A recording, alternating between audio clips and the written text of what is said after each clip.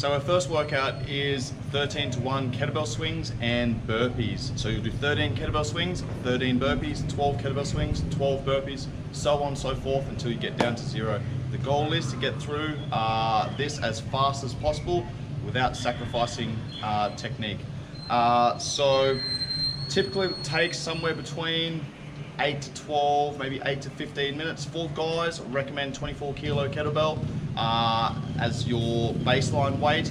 If you need to scale down, 16 kilos, 20 kilos. If you want to add a little bit more of a challenge, 28 kilos, 32 kilos. For the ladies, we're looking at recommended weight of 16 kilo kettlebell with 12 kilos scale down, 8 kilos scale down. You want to scale up, go 20 kilos or 24 kilos. All right. So very simple workout, very difficult. The goal is to try and minimize your rest. If your technique starts breaking down, then of course, put the weight down, have a few seconds, have a couple of breaths, then go again. But the goal is to try and maintain a constant pace all the way through. My best time is 8:23, I believe. It hurt me though. Alright, so the first thing we're going to go through is the kettlebell swing, which is an amazing exercise for developing strength, power, endurance through the posterior chain when done correctly.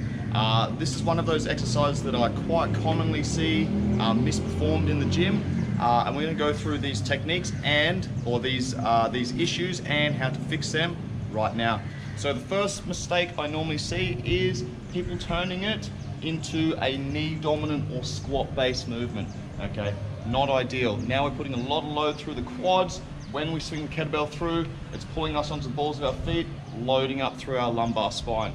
We want to make this a hip dominant movement. So that means that the hips go back, shins stay vertical, slight bend in the knees. Okay, my feet are around about double hip width, double shoulder width, somewhere around that range, toes facing out.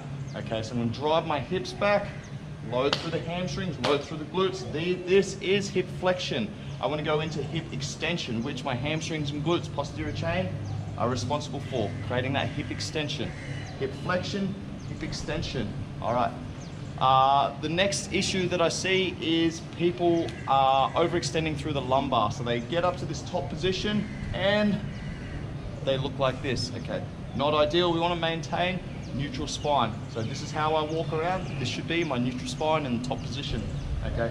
Next thing I see is people being a little bit lazy through the shoulders. We need to make sure that we stay slightly retracted and create tension and torque in our shoulders. Okay. Hips, spine, shoulders, very important in this movement. All right. And the last point that I see is when people swing through, they're not actually using their hips.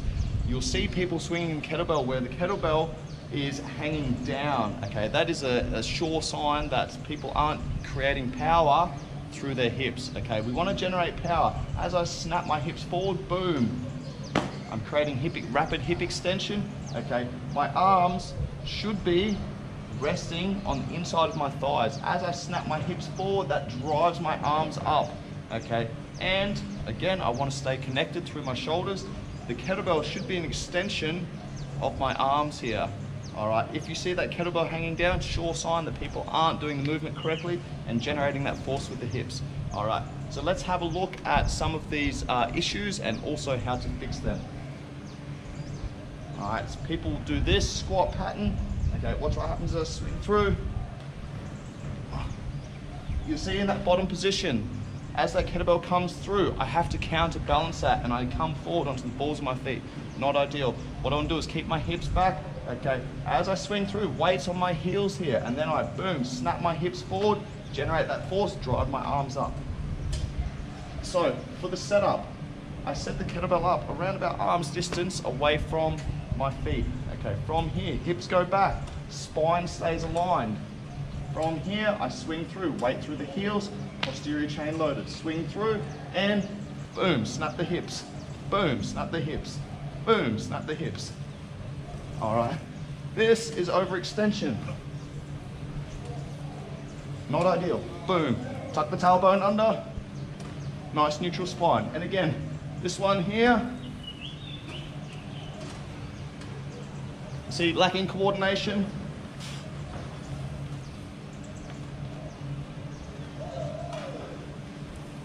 So kettlebell swing, excellent exercise for strength, power, endurance.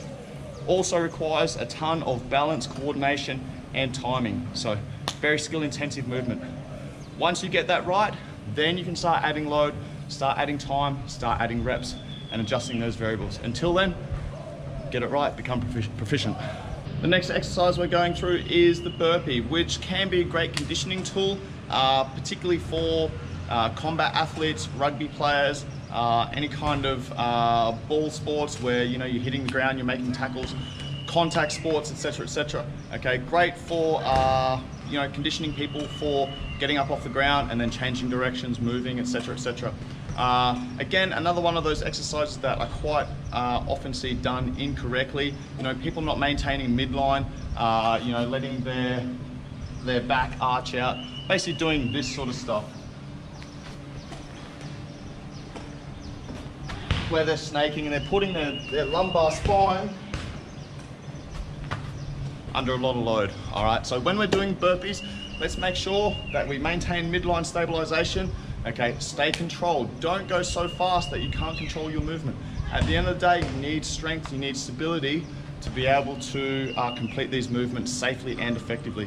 All right, so I've got a couple of different variations of the burpee. So the first variation is the beginner variation. Okay, very simple. All you're going to do is go into a squat position, hands come to the ground, walk the feet back into the push-up position, midline stabilization.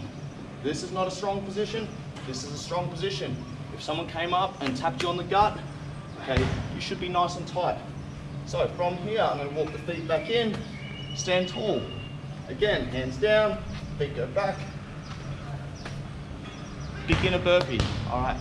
The next option is our intermediate option. So this is basically going from a standing position, chest to ground, okay, and then finishing with a jump at the end. It doesn't matter so much how you get between those movements, as long as you're relatively proficient with the movements.